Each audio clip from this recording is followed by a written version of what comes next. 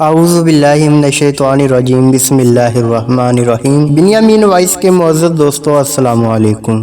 ایک دفعہ ایک عیسائی بادشاہ نے چند سوالات لکھ کر حضرت عمر رضی اللہ تعالیٰ عنہ کے پاس بھیجے اور ان کے جوابات آسمانی کتابوں کی روح سے دینے کا مطالبہ کیا۔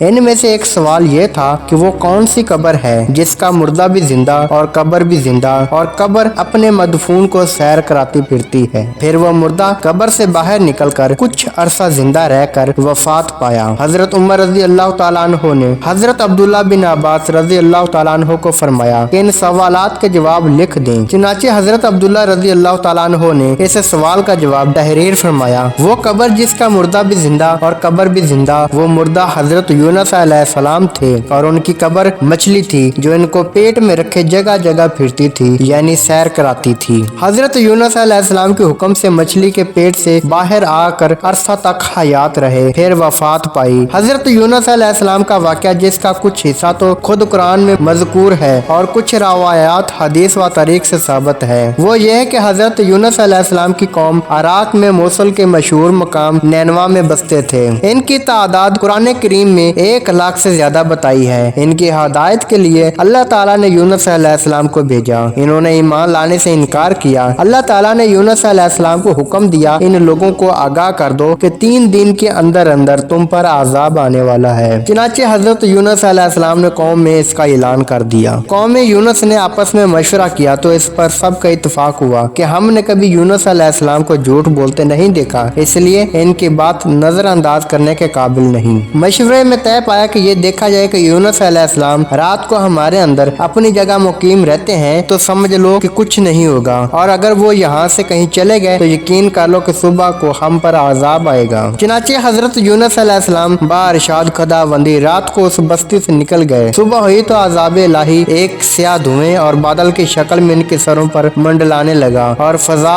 آسمانی سے نیچے ان کے قریب ہونے لگا، تو ان کو یقین ہو گیا کہ ہم سب ہلاک ہونے والے ہیں۔ یہ سب کچھ دیکھ کر حضرت یونس علیہ السلام کو تلاش کیا کہ ان کو ہاتھوں پر مشرف با ایمان ہو جائیں اور پچھلے انکار سے توبہ کر لیں، مگر یونس علیہ السلام کو نہ پایا تو خود ہی اخلاص نیت کے ساتھ توبہ استغفار میں لگ گئے۔ بستی میں ایک میدان میں نکل گئے، عورتیں، بچے اور جانور سب اس میدان میں جمع کر دیے گئے۔ ٹاٹ کے کپڑے پہن کر عاجزی کے ساتھ اس میدان میں توبہ کرنے اور عذاب سے پناہ مانگنے میں اس طرح مشغول ہوئے کہ پورا میدان آ و بکا سے گونجنے لگا۔ اللہ تعالیٰ نے ان کی توبہ قبول فرما لی اور عذاب ان سے ہٹا دیا گیا۔ روایت میں ہے کہ یہ عاشوراء یعنی 10ویں محرم کا دن تھا۔ ادھر حضرت یونس علیہ السلام بستی سے باہر اس کا انتظار میں تھے کہ اب اس قوم پر عذاب نازل ہوگا۔ ان کے توبہ استغفار کا حال ان کو معلوم نہ تھا۔ جب عذاب ٹل گیا تو ان کو فکر ہوئی کہ مجھے جھوٹا قرار دے دیا جائے گا، کیونکہ میں نے اعلان کیا تھا کہ 3 دن کے اندر عذاب آ جائے گا۔ اس قوم میں قانون یہ تھا کہ جس شخص کا جھوٹ معلوم ہو اور وہ اپنے کلام پر کوئی شہادت نہیں پیش کرے تو اسے قتل کر دیا جاتا تھا۔ یونس علیہ السلام کو فکر ہوئی کہ مجھے جھوٹا قرار دے کر قتل کر دیا جائے گا۔ انبیاء علیہ السلام پر ہر گناہ و معصیت سے معصوم ہوتے ہیں، مگر انسانی فطرت و طبیعت سے جدا نہیں ہوتے۔ اس وقت یونس علیہ السلام کو طبیعی طور پر یہ ملال ہوا کہ میں نے بحکم الہی اعلان کیا تھا اور اب میں اعلان کی وجہ سے جھوٹا قرار دیا جاؤں گا۔ اپنی جگہ واپس جاؤں، کس منہ سے جاؤں اور قوم کے قانون کے مطابق گردن زنی بنوں۔ اس سے رنج و غم و پریشانی کے عالم میں اس شہر سے نکل جانے کا ارادہ کر کے چل دیے، یہاں تک کہ بحر روم کے کنارے پر پہنچ گئے۔ وہاں ایک کشتی دیکھی جس میں لوگ سوار ہو رہے تھے۔ یونس علیہ السلام کو ان لوگوں نے پہچان لیا اور بغیر کرائے کے سوار کر لیا۔ کشتی روانہ ہو کر جب وسط دریاب میں پہنچ گئی تو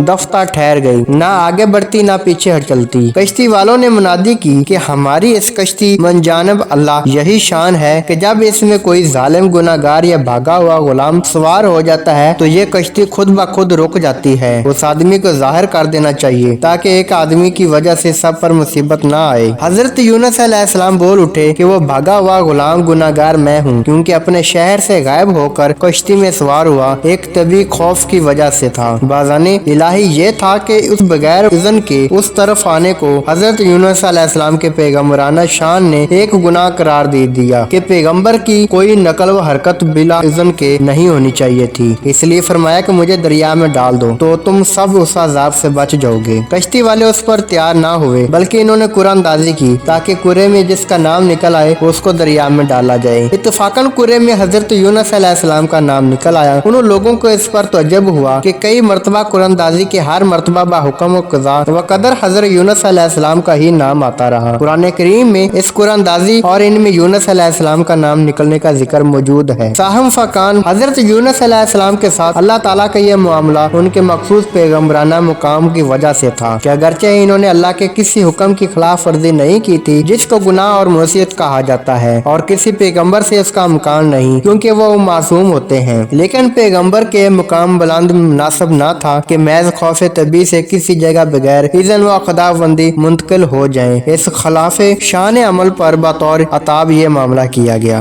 इस तरफ पूरे में नाम निकल कर दरिया में डाले जाने का सामान हो रहा था, दूसरी तरफ एक बहुत बड़ी मछली बाहुक्म खुदाबंदी कश्ती के करीब मुंह फैलाए हुए मौजूद थी। ये दरिया में आए तो उनको अपने पेट में जगह दे दे, जिसको हक ताला ने पहले से हुक्म दे रखा था कि हजरत यूनुस अलैहिस्सलाम का जिस्म जो तेरे पेट के अंदर रखा जाएगा ये तेरी ग़िज़ा नहीं बल्कि हमने तेरे पेट को उनका मुस्कन बनाया है। यूनुस अलैहिस्सलाम दरिया में गए तो फौरन उस मछली ने मुंह में ले लिया। हजरत अब्दुल्लाह बिन मसऊद रज़ियल्लाहु ताला अन्हु ने फरमाया कि हजरत यूनुस अलैहिस्सलाम उस मछली के पेट में 40 रोज रहे। ये इनको जमीन की तह तक ले जाती और दो दराज की मुसाफतों पर फिराती रहती। बाद हजरात ने 7, बाद हजरात ने 5 दिन और बाद ने 1 दिन की चंद घंटे मछली के पेट में रहने की मुद्दत बताई है। हकीकत हाल हक ताला को मालूम है। इस हालत में हजरत यूनुस अलैहिस्सलाम ने ये दुआ की, ला इलाहा इल्ला अंता सुब्हानका इन्नी कुन्तु मिनज़ ज़ालिमीन। अल्लाह ताला ने इस दुआ को कबूल फरमा लिया और बिल्कुल सही व सालम यूनुस अलैहिस्सलाम को दरिया के किनारे पर डाल दिया। मछली के पेट की गर्मी से इनके बदन में कोई बाल ना रहा था। अल्लाह ताला ने इनके करीब एक कद्दू लोकी का दरख्त उगा दिया, जिसके पत्तों का साया भी हजरत यूनुस अलैहिस्सलाम के लिए एक राहत बन गई। और एक जंगली बकरी को अल्लाह ताला ने इशारा फरमाया कि वो सुबह शाम उनके पास आ खड़ी होती और उसका दूध पी लेते। इसी तरह हजरत यूनुस अलैहिस्सलाम को इस लग़ज़श पर तनबीह भी हो गई और बाद में इनकी कौम को भी पूरा हाल मालूम हो गया। नाज़रीन, ये थी आज की कहानी। उम्मीद करता हूँ पसंद आई होगी। वीडियो पसंद आने की सूरत में दोस्तों के साथ जरूर शेयर करें, और अगर आपने मेरा चैनल बिन्यामीन वॉइस सब्सक्राइब नहीं किया तो सब्सक्राइब कर लें, साथ लगे बेल आइकन को जरूर प्रेस करें। अगली वीडियो आने तक मुझे दें इजाजत। अल्लाह हाफिज।